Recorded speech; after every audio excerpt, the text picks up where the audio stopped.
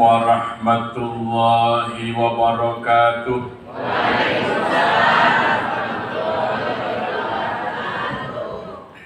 Sampurasun.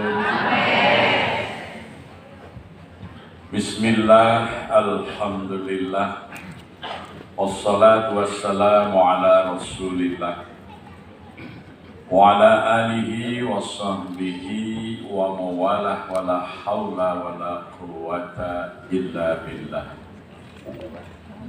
Raditu billahi rabba wa bil islami dina wa bi muhammadin nabiyya wa rasulah. Rabbi zidni ilma warzuqni fahma. Yang saya hormati Bapak Assekda yang mewakili Bupati pada siang hari ini, yang saya hormati segenap unsur forum pimpinan daerah Kabupaten Purwakarta, Bapak Ketua Parois Am PBNU Jawa Barat, Bapak Ketua Umum Dewan Masjid Indonesia Kabupaten Purwakarta beserta seluruh jajaran, yang saya hormati juga Ketua Pimpinan Wilayah Prima PMI, hadirin wal hadirat yang saya tidak menyebutkan satu persatu, yang insya Allah dimuliakan Allah Subhanahu wa Ta'ala. Di pada hari yang sangat penting bagi kehidupan kaum muslimin, hari yang bersejarah, yaitu hari lahirnya baginda Rasulullah Sallallahu Alaihi Wasallam dalam hitungan kalender Hijriah, yaitu 12 Rabiul Awal. Sedangkan kalau menurut kalender Miladiyah, Rasulullah itu dilahirkan pada tanggal 20 April 571 Masehi. Ya, itu kalau hitungan Miladiyah atau Masehi. Kita sudah berada di tahun 2022. Jadi sudah 1500 tahun. Kenapa kita peringati?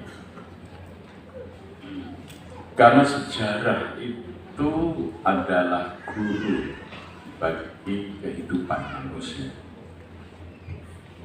Dulu Bung Karno tahun 1963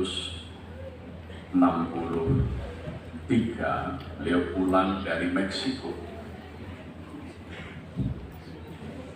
Beliau pidato di hadapan anak-anak muda pada tanggal 14 Agustus di saat meresmikan bersatunya organisasi kepanduan Indonesia menjadi satu wadah pramuka.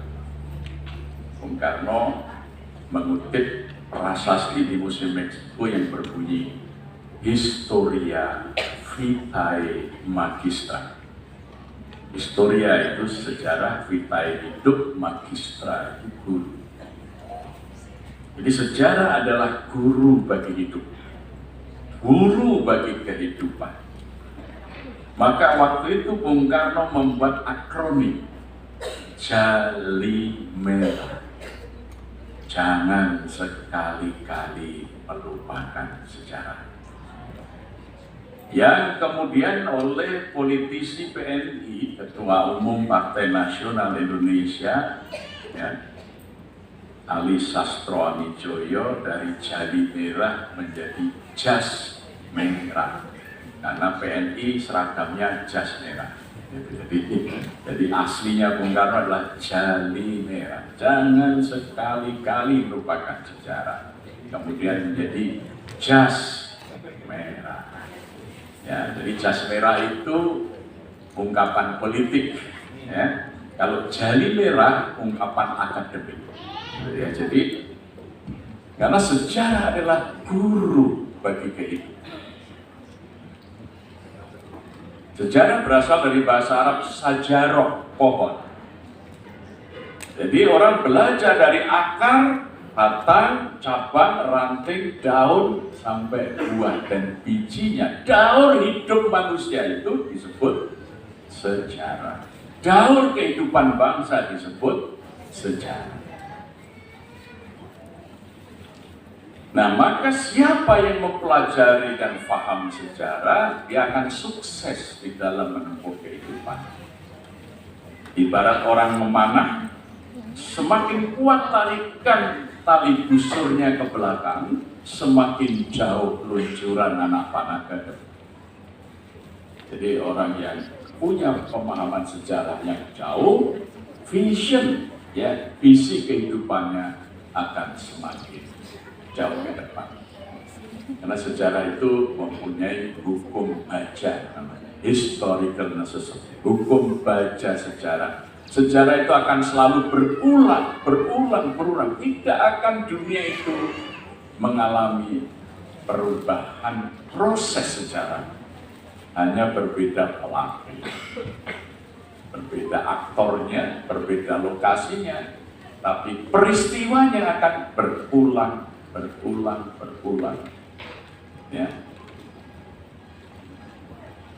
Maka orang yang paham akan sejarah, dia akan menempatkan di dalam proses kehidupannya itu ke tempat-tempat yang terbaik dalam. Kita tidak ingin di negara ini Bumi Putra menjadi kelas 2, apalagi kelas 3 di negara sendiri, menjadi bangsa yang bermartabat. Kalau Bung Karno, merdeka itu Trisakti, 3 daulat harus di tangan kita, 3 sovereignty, 1 daulat politik, tidak boleh ada kekuatan yang mendikte politik bangsa Indonesia. Maka lahirlah NEVO, New Emerging Force, lahirlah bangsa-bangsa Asia Afrika, lahirlah kemudian negara-negara non-blok, karena sikap politik berdaulat. Yang kedua, daulat ekonomi, mandiri dan berdikari dalam bidang ekonomi. Dan yang ketiga, daulat budaya, berperadaban dan berkebudayaan Indonesia. Itu apakah sekarang sudah terwujud? Kita masih berdiri di depan pintu gerbangnya, ya. Dan pergerakan rakyat Indonesia telah sampailah ke saat yang berbahagia, yang mengatakan rakyat Indonesia ke depan pintu gerbang kemerdekaan negara Indonesia. Jadi kita masih di depan pintu, karena kita larut dalam apa? Peradaban pasar. Nah, dulu para pemilik modal ini setelah terjadi revolusi industri, ketika James Watt, revolusi industri gelombang pertama, yaitu mekanisasi, munculnya mesin uang. Maka yang terjadi apa? Penumpukan kapital. Maka mulai dirintislah apa yang disebut mencari perluasan tanah untuk pengembangan modal. Dimulai dari negara Spanyol. Maka tanah baru dalam bahasa Spanyol disebut kolonia. Maka peradaban pasar setelah kapitalisme melahirkan kolonialisme. Itu namanya peradaban pasar. Pada tahap kedua kapitalisme, kemudian kolonialisme. Untuk mempertahankan tanah-tanah baru yang dikuasai dan dirampas dari bangsa-bangsa lain, dibuatlah jejaring kekuasaan, namanya imperium. Maka peradaban pasar ujungnya adalah imperialisme. Ya, perlawanan terhadap kapitalisme, kolonialisme dan imperialisme yang oleh Bung Karno dulu disebut neokolonialisme dan imperialisme, ya, melahirkan kemerdekaan bangsa-bangsa. Kaum imperialis menyerahkan daulat politik kepada orang lokal, tapi daulat ekonomi masih digenggam sampai hari ini. Sehingga yang muncul di negara-negara yang baru merdeka bukan leader bangsa, tetapi dealer pemilik modal. Jadi kita punya pemimpin, tapi bukan dealer, bukan leader, tapi dealer. Ya. Apalagi dengan demokrasi yang sangat liberal. Bung Karno dulu mengatakan demikian. Kita tidak hendak mendirikan sebuah negara nasional dengan demokrasi liberal, demokrasi hitung pitik, demokrasi one man one vote. Sebab jika demikian, hanya para pemilik modal yang akan bisa mendirikan dan mengendalikan partai-partai politik. Tokoh-tokoh kita hanya akan bekerja sebagai buruh politik. Ianya tidak akan bisa bekerja untuk kepentingan rakyatnya. Ianya akan menjadi hamba kacung dari para pemilik modal itu. Ini para pendiri negara kita menghadapkan peradaban pasar itu sebagai sebuah bahaya. Karena pasar dengan kapitalisme, kolonialisme, imperialisme, 1% penduduk bumi menguasai 90% kekayaan dunia. Yang 10% diperebutkan oleh 9,8 miliar penduduk bumi yang lainnya. Sehingga segelintir orang kaya raya, sebagian besar manusia hidup sengsara. Ini karena sistem pasar, peradaban pasar. Maka kalau kita ingin membangun kesejahteraan dunia, harus kembali kepada cara Rasulullah, yaitu membangun peradaban masjid. Ya. Maka tirulah Rasulullah dalam membangun peradaban manusia, yaitu kembali, memulai dari masjid. Masjid harus dimakmurkan agar rakyat sejahtera. Tanpa kemakmuran masjid tidak akan ada kesejahteraan rakyat, itu sudah hukum sejarah. Ya. Sekarang kita ukur saja. Kira-kira masjid di Purwakarta itu sudah makmur atau belum? Penduduk Kabupaten Purwakarta itu, kalau saya lihat datanya di BPS, 996.000 itu di tahun 2021. Jumlah masjidnya 800. Kalau dikurangi jumlah non-muslim, dikurangi perempuan, dikurangi anak-anak, ya, tiap masjid itu laki-laki dewasanya itu 576 jiwa. Jadi mestinya kalau sholat subuh di Purwakarta ini laki-laki dewasa itu jumlahnya 570. Sudah ada belum di masjid-masjid? Itu hanya laki-laki dewasa itu. Sudah saya kurangi total penduduk Kabupaten Purwakarta 996.000 dibagi jumlah masjid 800, dikurangi jumlah non-muslim, dikurangi jumlah perempuan, dikurangi jumlah anak-anak, kalau dibagi 800 masjid, satu masjid mestinya ya 576 orang per masjid. Nah, kira-kira sekarang yang subuhan di masjid, satu masjid berapa laki-laki? Kalau ada 56 atau 57 baru 10%. Ini data nih ya, data ini saya tadi membuka data itu. Padahal kemakmuran masjid itu dimulai dari menggerakkan masyarakat untuk sholat berjamaah di masjid, aqimis sholat, memobilisasi rakyat. Dan ini amanah konstitusi. Jadi ketika Dogori Jujomejo Sake itu membahas pasal 29 ayat 1 mengenai setiap warga negara berhak melaksanakan ibadah menurut agama dan kepercayaannya itu, Mr. Dreften Supomo sebagai pimpinan sidang mengatakan, ya, tugas daripada pemerintah di kemudian hari adalah menganjurkan agar rakyat Indonesia melaksanakan syariat agama dengan sesempurna-sempurnanya. Oleh karena itu, di kemudian hari akan kita bentuk kementerian yang mengurusi agama. Jadi itu yang menjadi bahan diskusi para anggota Dogori Jujomejo Sake mengenai pasal 29 ayat 1. Jadi negara ini dibebani kewajiban menggerakkan rakyat melaksanakan syariat agama dengan sesempurna-sempurnanya.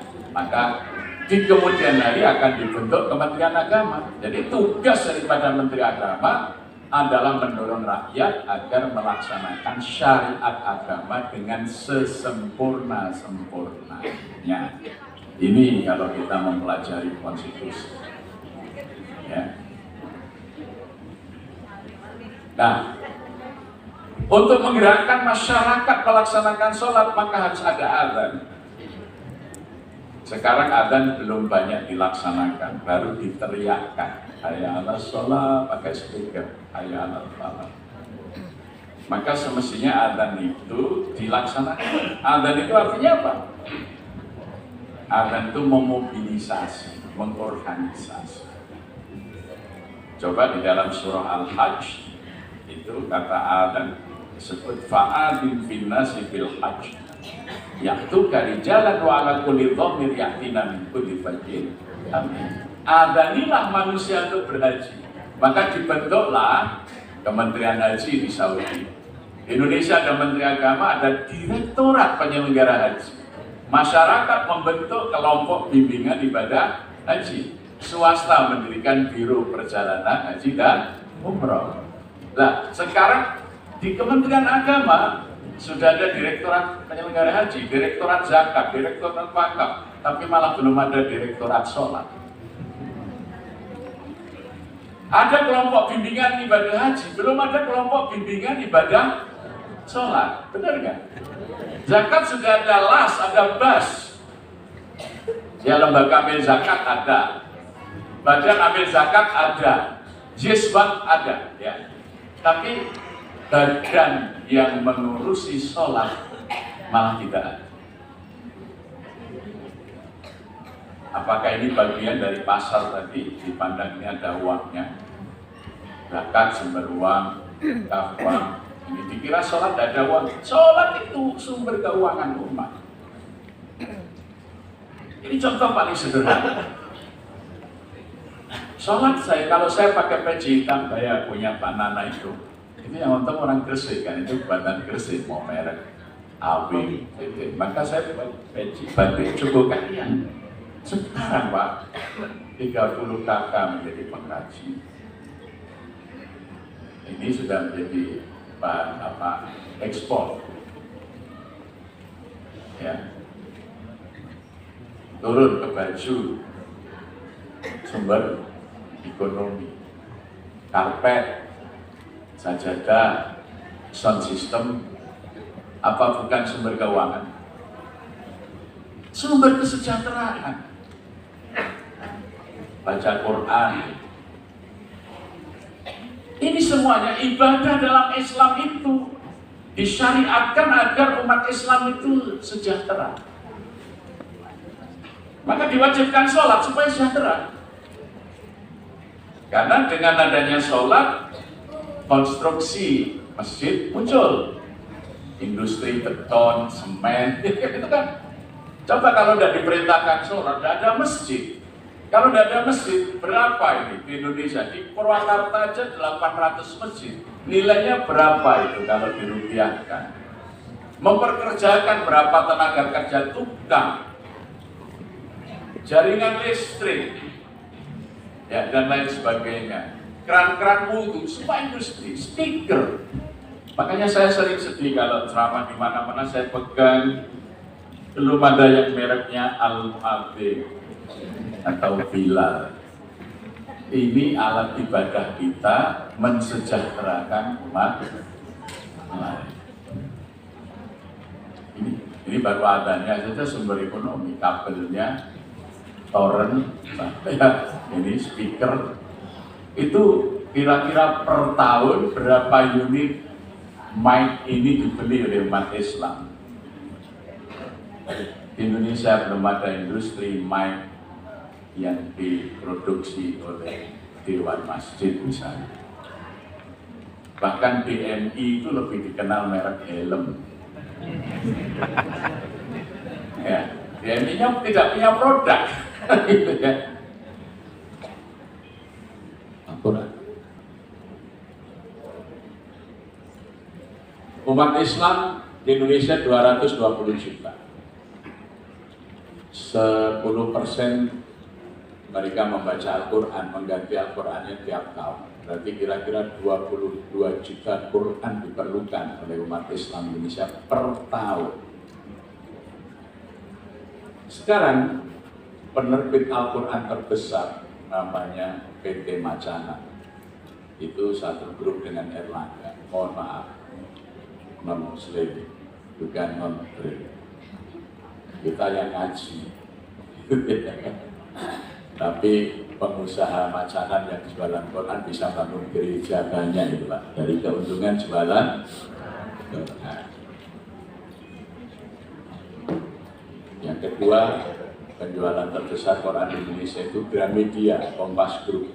Yang milik Muslim itu paling besar baru sekitar 2 juta Quran per tahun. Kita ini ngaji membuat kaya orang lain, tetapi tidak bisa menjadi sumber kesejahteraan Islam. Maka kesempatan ini, mana Pak Mas Ketua Prima tadi? Maju ke depan, saya kasih hadiah Quran.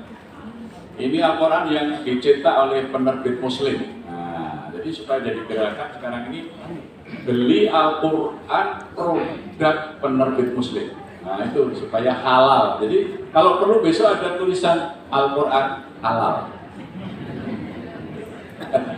Ya bisa-bisa Al-Quran jadi haram. Karena apa? Bisa-bisa hasil cetak Al-Quran untuk melemahkan pengamalan Al-Quran. Bisa nggak? Bisa. Nah, jadi ini untuk Ketua Primanya ini saya kasih hadiah Quran Hijrah. Ya, sahabat istiqomah di dalam hijrah. Ya, oke, makasih. Ya, jadi itu contoh paling sederhana. Sholat, tadarus, sumber ekonomi yang sangat besar. 10 juta Al-Quran 10% ya per tahun. Kebutuhan dari total 22 juta Quran itu pasarnya per tahun di Indonesia. Belum ada usaha muslim yang cukup. Ini hal-hal yang ibadah sumber kekayaan kaum muslimin. Maka Rasulullah SAW itu ketika melihat Jazirah Arab dibanjiri dengan produk sutra dari Tiongkok melalui celah Khaybar, para petani kapas zaman Gunung Tikar, penenun di Jazirah Arab tutup karena orang rame-rame beli sutra dari Tiongkok. Maka Rasulullah mengatakan diharamkan bagi kalian laki-laki memakai sutra. Langsung pasar sutra drop, tumbuhlah pasar cotton. Petani-petani kapas bisa hidup lagi, penenun bisa bekerja lagi. Rasulullah mengambil langkah itu dibenarkan oleh Rasulullah dengan menurunkan ayat 180 surat Al-Baqarah Ya ayyuhalladzina amanu kullu mimma fil ardi halalan thayyiban. Kemudian disuruh bergerak dari pakaian ke industri makanan. Maka semula yang menguasai pasar pangan adalah orang-orang Yahudi, bergeser ke para pedagang muslim yang jelas halal. Disitulah melejitnya Abdurrahman bin Auf sebagai pedagang bahan makanan, melejitnya Utsman bin Affan sebagai pedagang yang besar. Konglomerasi dari tangan Yahudi bergeser ke tangan kaum muslim. Maka kemudian kaum muslimin yang diuntungkan dengan sumber-sumber yang berasal dari syariat ini kemudian mewakafkan. Yang diwakafkan itu bukan uangnya, tetapi industrinya. Sayyidina Umar bin Khattab menyerahkan kebun kurma di Khaybar. Jadi bukan menyerahkan tanah dan pohon kurma, menyerahkan perkebunannya. Hasil dari kebun kurma itulah digunakan untuk membangun masjid, membiayai operasional masjid. Sehingga orang-orang yang di masjid itu bekerja dengan hidup sejahtera karena dicukupi oleh hasil wakaf produktif. Maka di masa Rasulullah SAW, masjid-masjid punya imam, punya muadzin tetap. Hari ini anak-anak saja kalau ditanya tahu siapa muadzin Nabi? Bilal bin Rabah. Sekarang muadzin masjid kita itu nggak jelas, karena siapa saja yang sempat. Ya, karena masjid belum menggaji muadzin. Di masa Rasulullah, Bilal yang semula budak dimerdekakan, kemudian bekerja sebagai pedagang, tidak lagi boleh bekerja, dia khusus menjadi muadzin. Ya, tinggal menunggu waktu kapan adzan dikumandangkan, tapi hidupnya dijamin oleh masjid ini karena masjid punya penghasilan dari wakaf produk. Imam kita ini imam jorok semua. Ya, kalau di Jawa jorok artinya didorong. Jadi imamnya jorok-jorokan gitu. Jadi kamu saja Pak, karena tidak ada imam yang digaji. Didorong. Jorok itu didorong. Ya. Siapa ini imamnya? Bapak saja, ya gitu. Padahal imam itu dari zaman dulu sampai zaman para penyebar Islam semuanya dihidupi oleh institusi masjid. Masjid punya harta wakaf untuk membiayai hidupnya. Imam, muadzin, khatib itu semuanya dari hasil wakaf yang dikelola masjid. Ya. Jadi tidak ada masjid yang dibangun dari infak, tetapi masjid dibangun dari hasil wakaf, dikelola dari hasil wakaf. Infaknya untuk kesejahteraan rakyat, untuk fakir, miskin, yatim, gharim, itu zakat malnya, zakat manasah. Tapi untuk mereka yang lemah, yang mustad'afin, yang mukat, itu infak. Sekarang hak mereka diambil untuk membangun bangunan. Ya. Akibatnya SDM kita itu tidak tinggi. Karena apa? Seharusnya mereka bisa sekolah. Dari uang infak itu, uang infaknya hanya untuk bangun menara, membangun masjid, membeli keramik, membeli lampu hias, gitu ya. Belum lagi merawatnya masjid pun diambil dari infak. Ketika saya memulai menggaji imam 10 juta sebulan di masjid yang saya kelola di Gresik, banyak orang kaget tanya, Pak Ustadz, apa enggak kemahalan ini? Maka saya tanya, kalau di Purwakarta ini ada pengemis diberi berapa? 2.000. Pengamen diberi berapa? 2.000. Coba Anda bisa bayangkan, imam ini kita pilih. Waktu itu saya buka pendaftaran, dicari imam, sediakan rumah dinas, mobil dinas, Innovatifon terbaru untuk imamnya itu. Gajinya 10 juta per bulan, yang daftar 1.300. Tidak hanya dari Indonesia, dari Mesir, dari Malaysia, dari Maroko. Purwakarta ada nggak? Ada. Ya, Masjid Mudar Arifin yang saya kelola di Gresik itu besar, kapasitas di dalam itu 2.000. Maka kalau imam digaji 10 juta sebulan, satu hari hanya 300.000. Dia ngimami 5 waktu, berarti sekali imam dapat berapa? 60.000. Makmumnya 2.000, berarti satu makmum hanya memberi 30 rupiah kali sholat. Ini santri sampai hafal Quran, suaranya bagus, pakai seleksi, dikasih oleh makmumnya 30 rupiah, 4 rakaat atau 2 rakaat bacaannya panjang. Pengamen yang lagunya nggak selesai jelek dikasih 2.000. Otaknya umat Islam di mana? Benar nggak? Ada itu. Ya, sangat murah menggaji imam yang hafal Quran dengan suara merdu 10 juta sebulan. Kita itu ada pengamen yang lagunya nggak jelas saja kasih 2.000, lagunya nggak selesai juga, jelek 2.000 pergi dia. Ini Allahu Akbar bacaan. Ya, kalau Jumat surat sajadah lengkap itu dengan sujud tilawahnya, dikasih 30. Kita akan menghina yang dimuliakan Allah. Yang seharusnya kita muliakan imam masjid itu kita hina, karena yang diberi penghargaan sangat murah. Kita pernah berpikir nggak ya?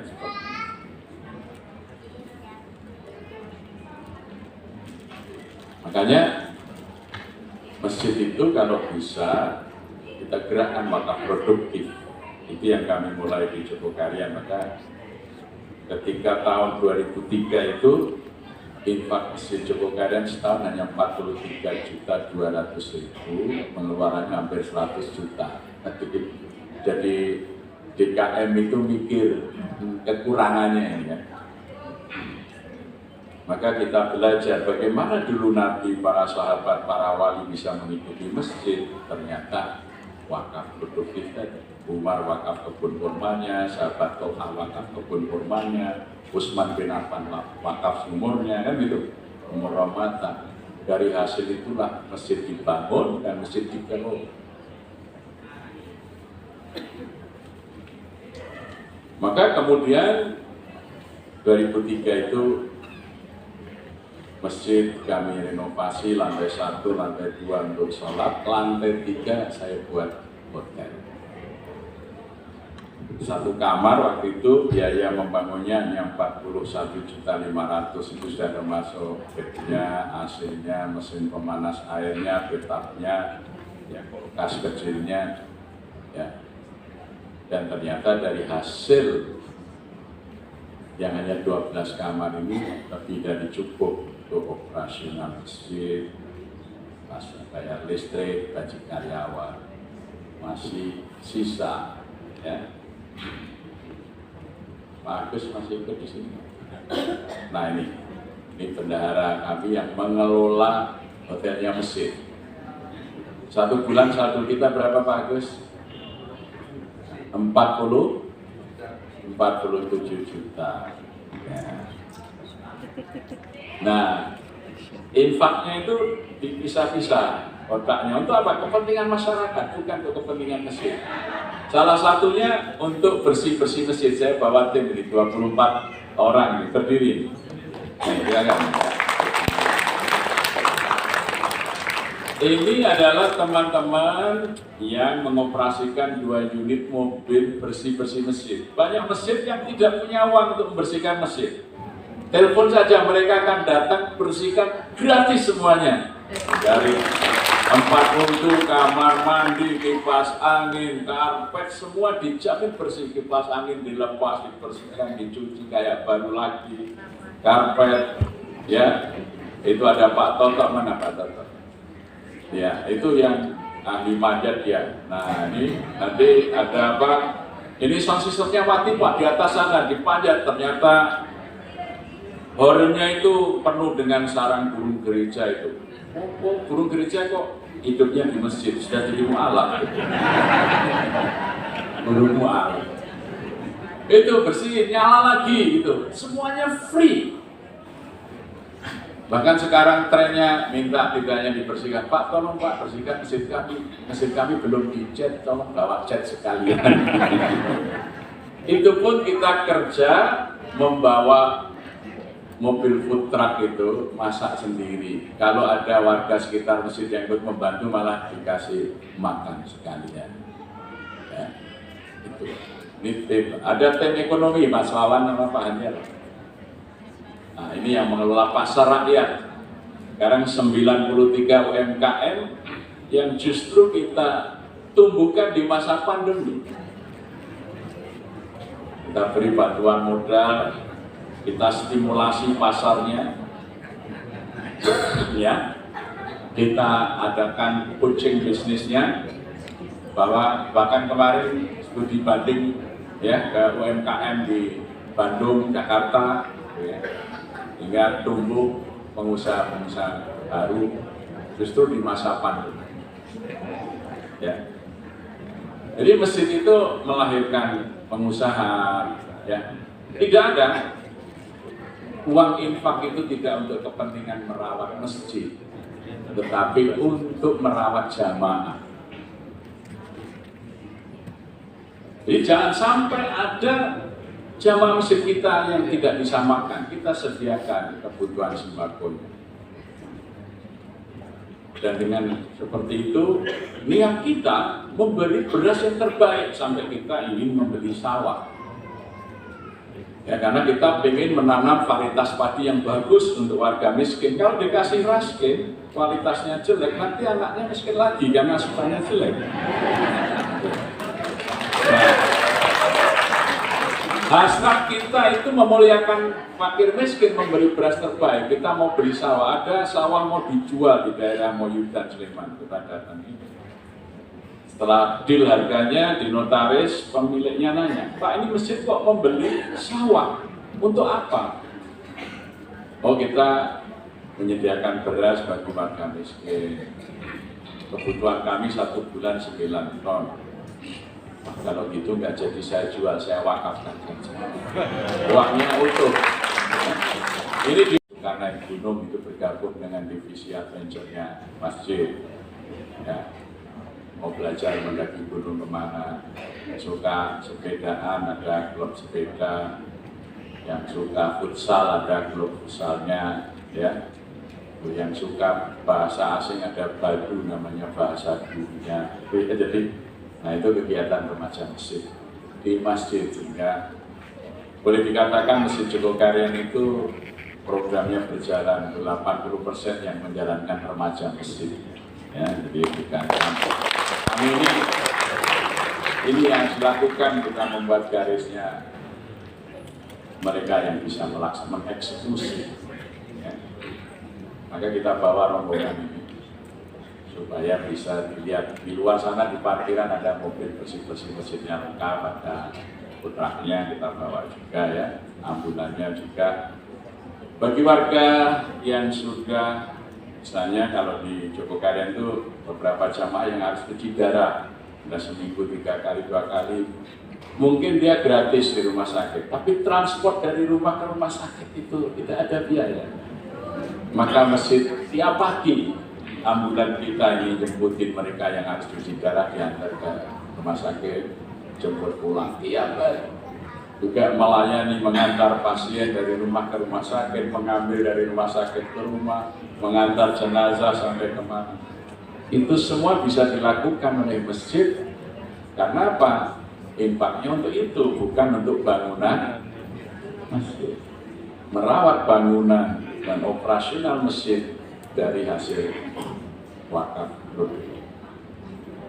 Kita dorong masyarakat itu wakaf. Wakaf itu jangan dianggap harus besar, tanah, bangunan, tidak. Bisa Rp1.000 wakaf kita sediakan. Sekarang ini bekerja sama dengan Bank BPD Syariah, nasabah ditampung yang mau berwakaf lewat BPD Syariah, dikelola oleh Masjid Jogokarya. Ya. Tahun ini dana wakaf kami mencapai 7 miliar. Ya, kemarin 3 bulan kemarin kita mengambil alih hotel di Kaliurang, daerah wisata Kaliurang. Itu ada hotel Anugerah Wisata 2 yang kolaps, pengelolaannya dijual murah, kita ambil alih. Yang kalau harga kira-kira 6, kita beli hanya 3,8. Itu kalau dibiarkan aja tanahnya naik terus gitu. Ya, jadi, hingga penghasilan masjid tambah banyak, tambah aset yang produktif. Nanti kalau makin banyak titipan wakaf itu, semakin banyak industri yang bisa kita lakukan, produktivitas itu untuk kesejahteraan rakyat, tidak hanya warga Jogokaryan, tapi kita mengembangkan masjid-masjid yang lain, masjid-masjid di mana. Ini ada Pak Heri, ada Pak Terdiri. Ini kemarin beliau membeli gereja untuk dibuat masjid di Kabupaten Klaten, ya, Kecamatan Ganti Warno. Di ada gereja itu jemaatnya mulai bubar, kemudian gerejanya ditawarkan dibeli oleh Pak Heri ini dirubah jadi masjid. Jadi di Indonesia itu jarang ada gereja dijual masjid. Kalau di Eropa, di Australia banyak, tapi di Indonesia, terutama di Jawa Tengah ini baru sekali. Jadi saya kira masyarakat Purwakarta ini hanya tinggal diwadahi saja. Jadi taruh saja kotak wakaf di masjid dan nomor rekening masjid itu wakaf. Nanti kalau terhimpun baru dipikirkan untuk apa wakaf yang produktif, yang menguntungkan. Jadi jangan sampai masjid itu mau Maulid Nabi saja mengedarkan proposal.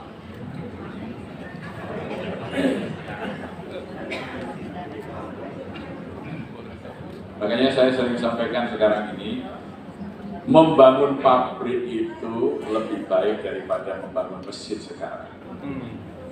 Karena membangun pabrik bisa memaksa karyawannya ke masjid. Ya, saya dapat itu di Gresik itu dulu ada almarhum, sekarang juga Pak namanya Haji Johar Arifin, datang ke Jogokarya 5 kali sudah, tetapi memang hanya mengamati. Terakhir yang kelima itu menemui saya. Dia mengatakan, Pak Kiai, saya mau bertanya. Saya ini kan lahir dari keluarga kaya. Jadi saya dari kecil itu kaya raya. Apalagi sekarang. Saya tidak sombong, memang saya sultan. Artinya karena kekayaannya itu. Dia menguasai lahan tambang dolomit itu 7.500 hektar. Dibangun pabrik pupuk namanya PT Polowijo, sekarang disuntik dana dari BUMN mendirikan industri logam magnesium. Kalau dulu karyawannya 1.400, sekarang karyawannya 2.500. Apakah dosa-dosa saya ini bisa ditutup kalau saya bangun masjid? Ya, saya sampaikan hadis Nabi, kalau manusia mati tidak bisa lagi menambah amal kecuali 3: sedekah jariyah, ilmu yang bermanfaat, anak yang soleh. Jadi kalau Anda mati tidak bisa nambah dosa, tapi Anda bisa nambah pahala kalau punya wakaf tadi, sedekah jariyah. Bangun masjid, tiap hari orang yang menggunakan masjid Anda itu pahalanya menutupi dosa itu bertambah terus, dosanya sudah berhenti, pahalanya terus berjalan, detak nafasnya berhenti, tapi amal kebaikannya terus meningkat. Wah, kalau begitu Pak Kiai, saya sediakan tanah di pinggir jalan raya Pantura 5 hektar. Saya sediakan dana 100 miliar asal Pak Kiai yang mengelola masjid. Jadi, ini bagus sekali. Ya. Nah, ini kalau sore banyak orang nonton karena kita memainkan laser, jadi permainan warna di masjid itu. Nah, itu bagus ya, cahaya lampu. Dan kalau Jumat itu ada permainan air mancur dengan lampu ini, jadi itu menjadi tempat wisata karena masjidnya cukup ikonik. Kalau Ramadan subuh itu bermain laser nembak ke rumah dinas bupati supaya tidak kesiangan sahurnya. Sahur jadi itu ikonik. Biaya operasional masjid ini 1 bulan 300 juta lebih karena ada gaji imamnya. Ya, silakan juga mobilnya Innovatif supaya kalau imam masjid diundang oleh bupati mimpin doa tidak kalah sama kepala dinasnya. Ya. Jadi wibawa masjid itu harus terhormat. Ya, dijaga wibawa masjid. Saya bilang ini tidak boleh membebani masyarakat. Oke Pak D, saya kasih 50 hektar kebun mangga. Kalau tidak musim panen itu sehari 6 sampai 10 ton. Mangga 6 dokme, cokana, aspera, eksutan, masuk ke supermarket. Hasilnya untuk operasional dan ditambah 300 hektar lagi pengembangan. Beliau mengatakan sama karyawannya semua, yang masuk siang wajib sholat zuhur asar di masjid. Kalau tidak berjamaah di masjid, tidak saya kasih tunjangan hari raya, saya kasih tunjangan Natal. Absen sidik jari semua karyawan ke masjid. Tiap bulan 12 karyawan diumrohkan. Tiap bulan. Yang jamaah di masjid disediakan kantin di masjid gratis. Nah ini kalau orang punya pabrik bisa memaksa karyawannya ke masjid. Kalau kita bangun masjid nggak bisa maksa orang datang ke masjid. Maka bangunlah pabrik nanti membuat masjid, mendorong orang pergi ke masjid. Jadi masjidnya ramai terus. Yang shift malam juga harus sholat maghrib isya subuh di masjid. Nanti ditambah tunjangannya kalau berjamaah. Jadi ini tadi wakaf produktif. Nah kemudian waktu itu bulan Juli dia mengundang saya, Pak Kiai, saya baru saja buat wasiat di notaris. 75% harta saya wariskan ke masjid, yang 25% saya wariskan ke 2 anak saya. 25% aja 7 turunan anak saya nggak akan miskin. Jadi tinggal masjid punya kekayaan yang besar. Upaya apa? Supaya masjid ini makmur terus, timbangan dosanya tadi cepat tertutupi. Pikirannya orang bisnis begitu. Semua dosa sudah dilakukan kok dulu, ini nutupnya dengan itu. Maka di sana Masya Allah Pak, anak-anak yang belajar menghafalkan Quran sore hari di masjid itu dijemputi pakai mobil masjid ke rumah-rumah. Nanti belum maghrib sudah sampai masjid, jamaah maghrib ya belajar menghafal Quran dengan imam yang bagus tadi. Nanti sebelum pulang dikasih makan malam. Semua SPP-nya dibayar oleh masjid. Jadi kalau orang yang diberi anugerah harta sudah tersentuh ya dengan wakaf tadi, yang 75% diwakafkan, maksudnya diwariskan itu menjadi harta umat untuk memakmurkan masjid. Sehingga kalau masjidnya makmur, timbangan amal dia almarhum ini meningkat. Itu bulan Juli, bulan Agustus beliau wafat karena COVID. Jadi 1 bulan sebelum wafat itu sudah menyerahkan 75% kekayaan. Ini baru. Saya punya banyak pengalaman bergaul dengan orang-orang yang istimewa seperti itu.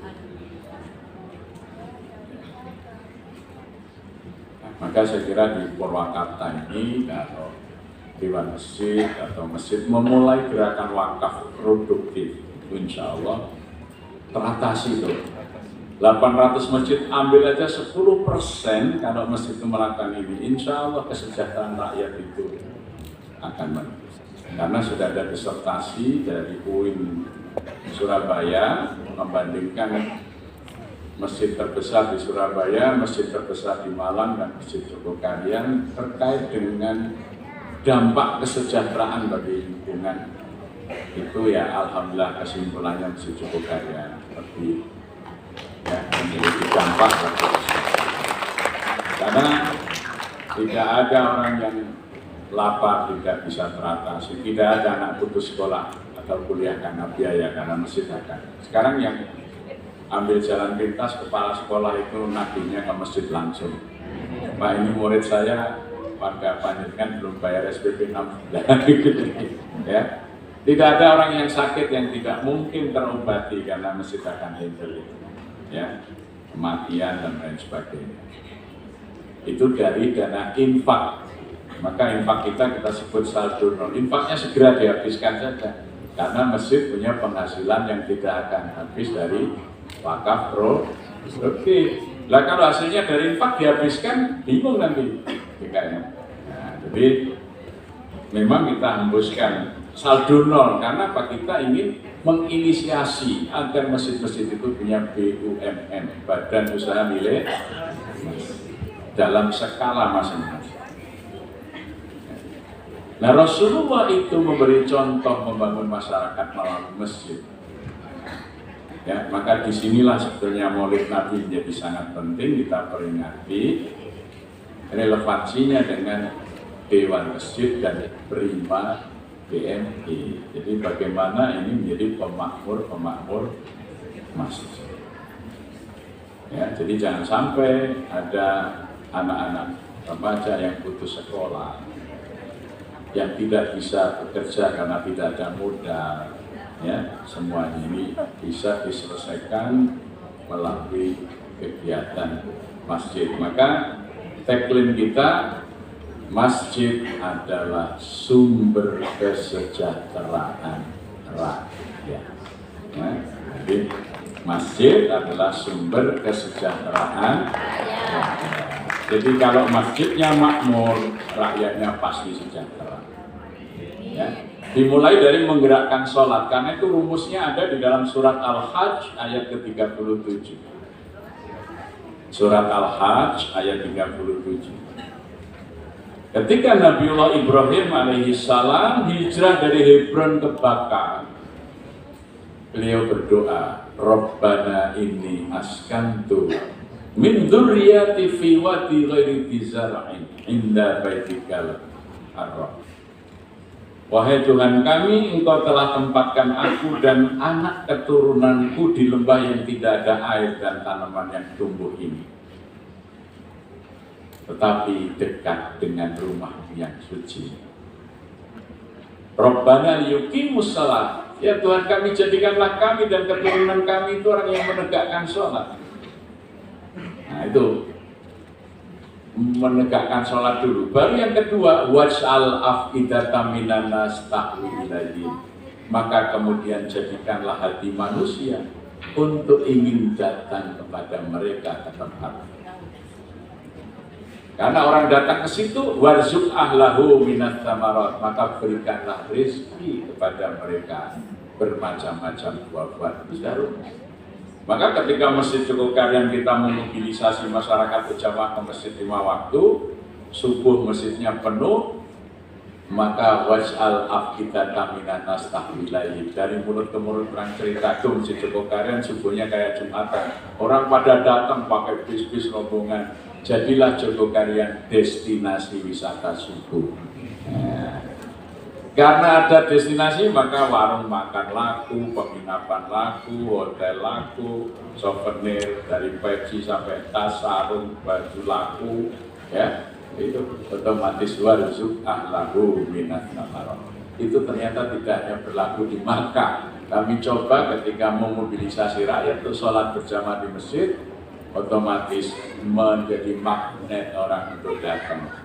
Dengan datangnya orang-orang itu, rezeki dibuka oleh Allah. Ya sekarang hotel-hotel berkembang, Nah 70% tamu-tamu hotel seperti Horizon, Bursa itu tamunya masjid.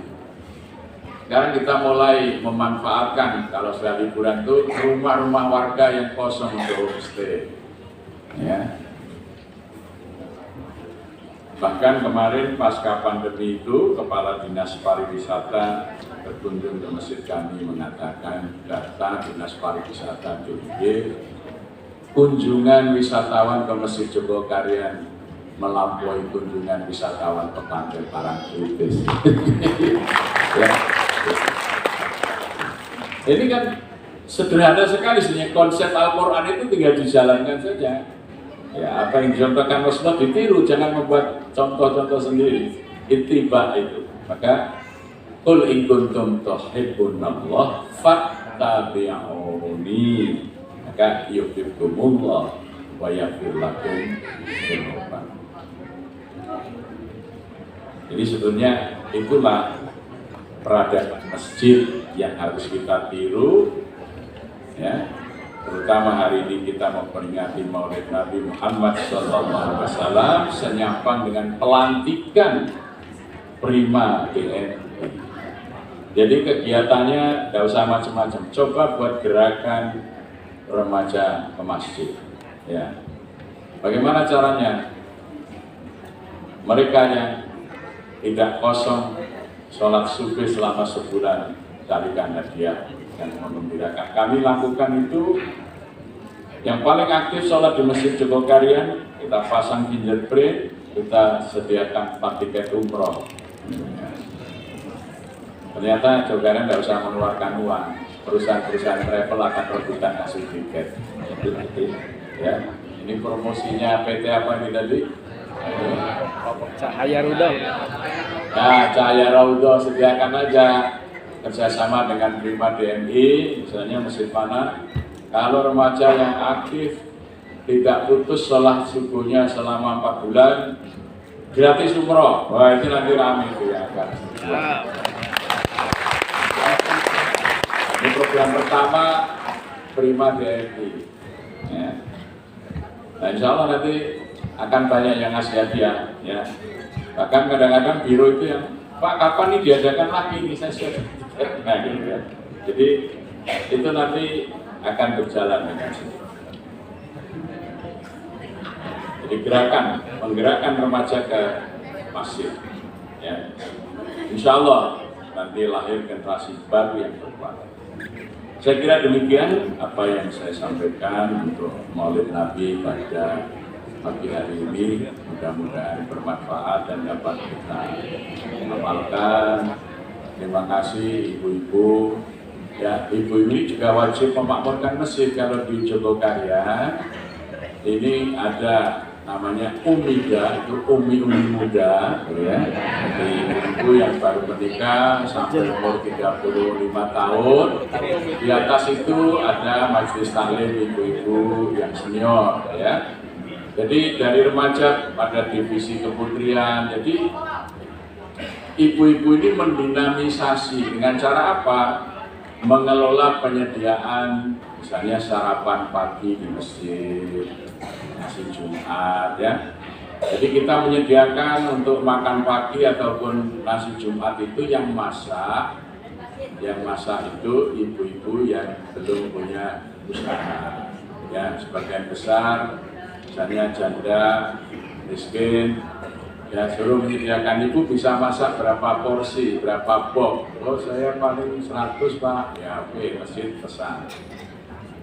Boxnya disediakan oleh masjid. Ya. Ada yang kemudian bisa menjadi pengusaha catering, belajar dari situ. Ya. Jadi ibu-ibu ini biasanya lebih militan kalau punya program, ya. Jadi jangan sampai DKM Masjid melupakan peran ibu-ibu. Ya. Karena Rasulullah juga dakwahnya ditopang oleh Khadijah. Ya.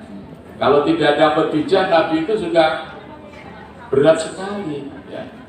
Jadi maka ibu-ibu harus berperan secara aktif untuk kemakmuran. Mudah-mudahan kita semuanya dijadikan oleh Allah orang-orang yang mencintai masjid, orang-orang yang ikhlas melaksanakan perintah-perintah Allah dan mencontoh perbuatan Rasulullah SAW. Aku lupa lihada wa nastaghfiruh innahu huwat tawwabur rahim. Assalamualaikum warahmatullahi wabarakatuh.